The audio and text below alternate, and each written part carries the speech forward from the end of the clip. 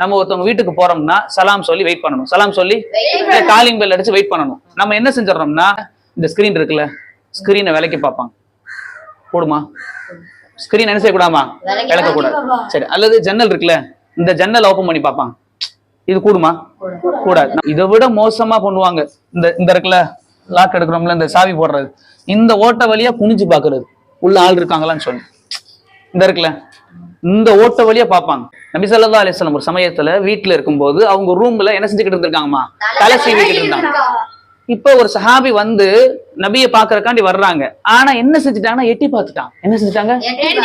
உடனே நபி அவர்கள் வெளியில வந்து சொன்னாங்க, தோழரே நீங்க எட்டி பார்த்தது மட்டும் எனக்கு தெரிஞ்சிருந்தால், எப்படி நீங்க தெரிஞ்சிருந்தா இந்த சீப்பை வச்சு சொன்னாங்க, இந்த சீப்பை வச்சு உங்க கண்ணை என்ன செஞ்சிருப்பேன் நானு?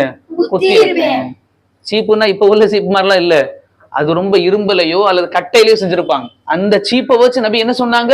உங்க கண்ணையே நானு குத்தி இருப்பேன். அப்ப நபி இந்த அளவுக்கு கண்டிப்பாக சொல்றாங்கன்னா காரணம் இல்லாம சொல்லுவாங்களா? சொல்லு தங்கம். தம்பி, இஸ்லாத்தை வாழ்வியல்ல செயல்படுத்தி காட்டணும், நடைமுறையில் என்ன செய்யணும்?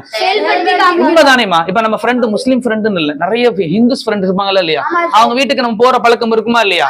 சரி, நம்ம அம்மா மாதிரி தானே, நம்ம பையன் நம்ம ஃப்ரெண்டு தானே, ஃப்ரெண்டோட அம்மா தானே சொல்லி என்ன செய்யக்கூடாதுமா? உள்ள போயிடக்கூடாது. அவங்க கேட்பாங்க, என்னவா தம்பி ஏன்பா உள்ள வரலாம்லப்பா, நீ அனுமதி கேட்டுதான் உள்ள வரணுமான்னு கேட்பாங்க. எப்படி கேட்பாங்க?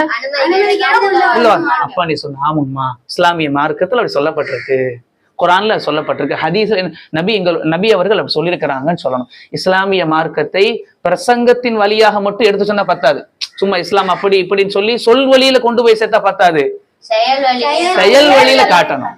இப்ப அவங்க சந்தோஷப்படுவாங்களா மாட்டாங்களா? பரவாயில்ல, இந்த வயசுல இதை ஃபாலோ பண்றானே நல்ல விஷயம் அப்படி சொல்லி